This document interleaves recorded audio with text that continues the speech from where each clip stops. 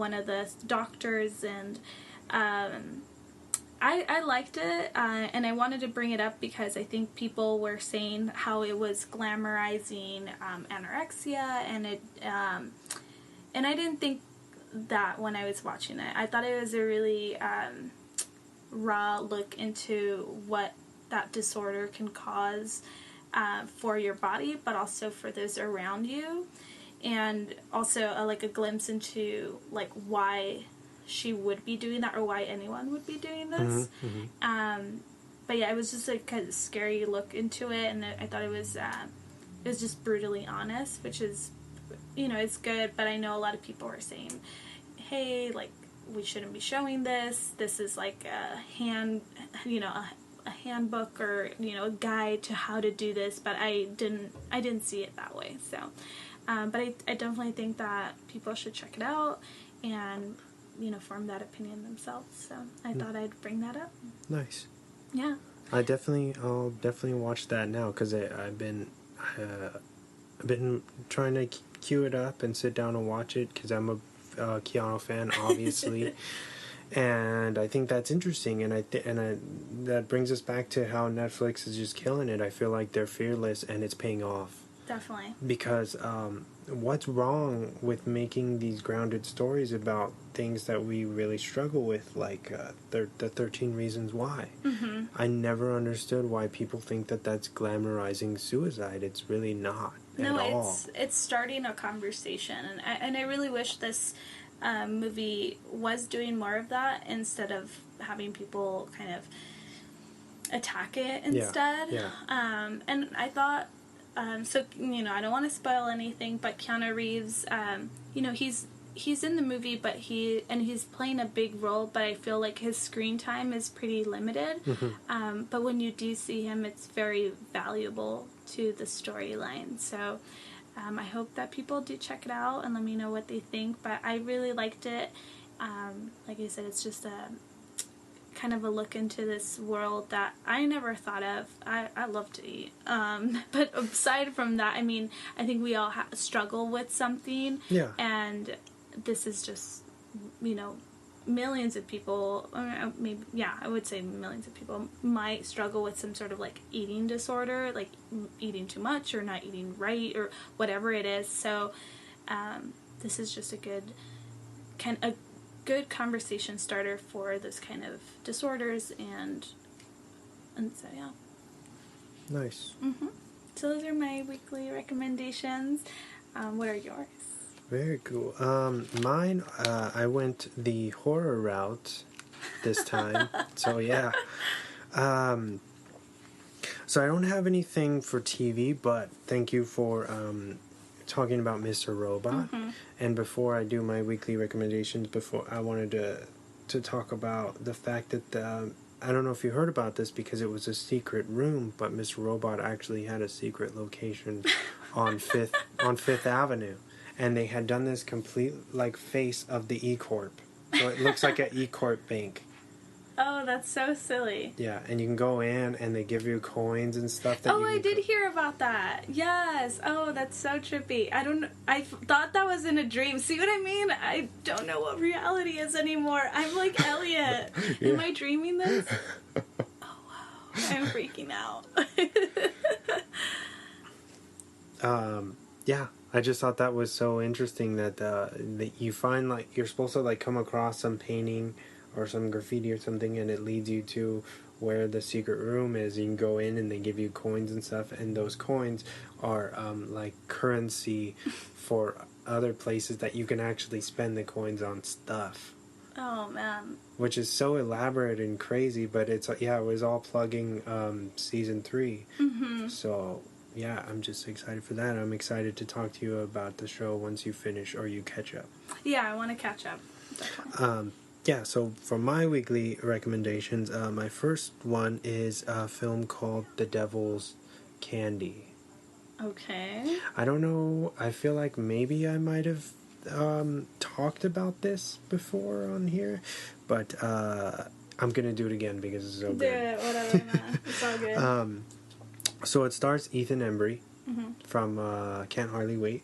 The main I dude? don't know who that is. You never seen Ken Harley? I feel like I have, but it's With Jennifer not Love coming. Hewitt when he writes her that letter and they're at the house party. I never watched that. No. Oh. Yeah. Annie, get out of here. I'm leaving. Oh man. Well, anyway, yeah, Ethan Embry, he's basically like this painter for hire, and he buys this new house, much like you're trying to do, with his family, his daughter and girlfriend or fiance, whichever it is, and so they get this new house, and everything seems good until like an old resident of the house returns, and he starts kind of tormenting the family and kind of threatening them, and the reason why he's doing this is because of these he's being tormented by these satanic voices. So what is the devil's What is the devil's candy? Yeah, that's it blood? That's the best part. The guy basically is a child murderer because these voices are telling him that certain children are like the devil like feeds on them. So he's supposed to murder them, and he buries them in this specific spot, and that's what is called the devil's candy. It's like the children are the devil's candy, and the reason why this family plays into that is that he gets attached to the daughter for some reason. Got it. And that just sounds scary sure. The movie is super scary, but I felt a really cool connection with it because the whole family, they're like metalheads. So they're like they play that music, and they're really into Metallica, but good Metallica. And I really like that because it's the premise of the movie is so metal. It's like so metal, it's fucking scary. Yeah. How metal it is or whatever, and they play on that in the movie. It's like self-aware, so it's amazing. I think it's got a 93 on Rotten Tomatoes, but it's like largely unheard, like nobody knows about this movie. I was gonna say, when was this made? I think it just came out this year.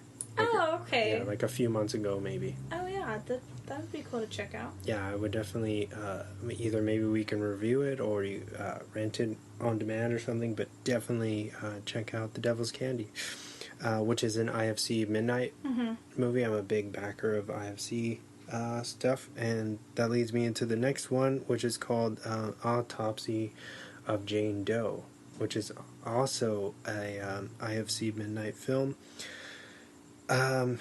Basically, it's about like a father and son. They're basically coroners together, and they get sent like this unidentified body, which we all know is called the Jane Doe until they figure out the identity, right?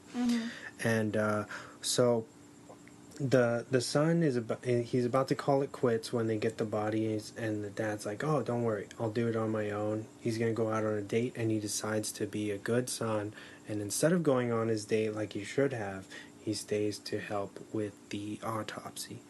And basically the body, there's more to the body than meets the eye, and insanity ensues through the night, and shit just goes crazy. Yeah, but it's it's hard to say which is even better, like Devil's Candy or Autopsy of Jane Doe. I think they're probably on a par, but this one I would say is it's scary on every level. Like I feel like it's gonna scare anyone. So just to back up a bit, IFC releases like scary movies? Yes. Yeah. Oh, okay. I had no idea, and like my sister has IFC. Yeah, so I love that channel because it's all uncut stuff. Yeah, I mean, recently we've noticed in the last few years they started adding like tons of commercials, which is awful. But I mean, it's still a pretty cool channel. But I didn't know that they released movies. Maybe I just never noticed, or I don't know. That's pretty cool. They have their regular like IFC stuff, and then they do the midnight, which is pretty much like horror or weird, like weird subgenre stuff. But yeah, those two are amazing and very like overlooked. Like I feel like nobody knows about them, and they're not only are they scary, but they are great movies. Like well crafted, like masterful stuff. I'm not just bullshitting you guys. They are really you good. You wouldn't lie to us. Really, like, they're top notch, filmed great. Everything about them is good. That's and cool. Anybody who's seen them knows what I'm talking about. So check those two out. And for James's weekly Rex, he said Atomic Blonde, of course, because he got to see it before everybody, and Turbo Kid.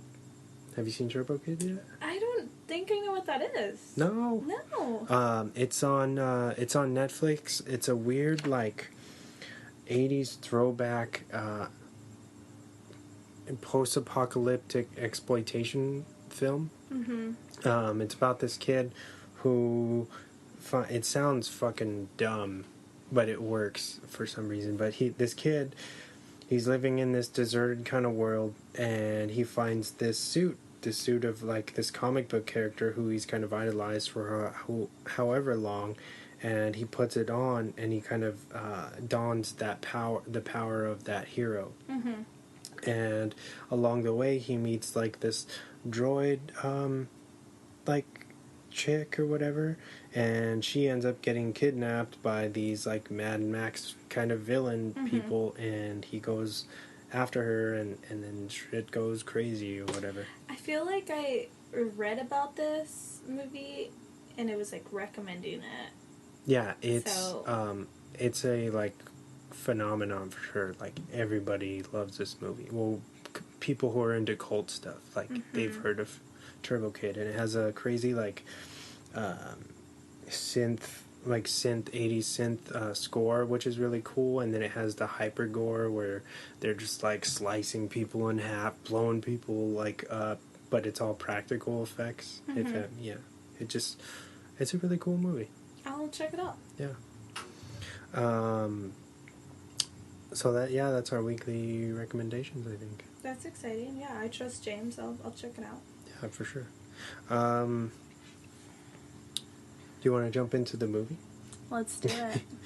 All right, let me do... All right, so this is episode 16, if you didn't hear me earlier. So this movie is Detroit Rock City.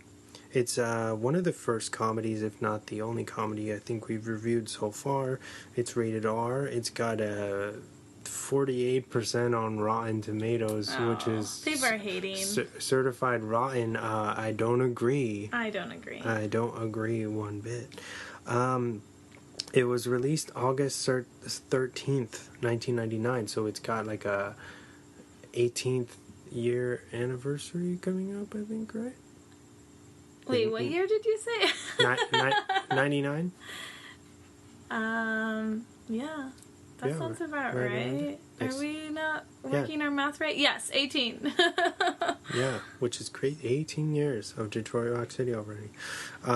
It was directed by Adam Rifkin, who hasn't really done much since, much like the director of SLC Punk. I feel like that was like his one and done type thing. This guy, Adam, he wrote Small Soldiers, or co-wrote. I don't know if you've seen that. No, I haven't. With the little, like, toys from the 90s, like Tommy Lee Jones and... No, I totally missed that. Oh, what? Sorry. That's weird. Well, it's okay. So the film stars Edward Furlong of Terminator 2. John Connor, come on. Yeah, the best. American History X, which was filmed like in '98. So he actually did this right after that movie, which is kind of funny. Giuseppe Andrews of Cabin Fever. James DeBello, who's also in Cabin Fever, so they must be buddies with Eli Roth, and Sam Huntington. I don't know what else he's been in. I saw him in a like sci-fi show where he was like it was like a vampire and werewolf shit? Werewolf show. It didn't last. I checked it out. You don't remember what that was called? Like something humans or Being Human?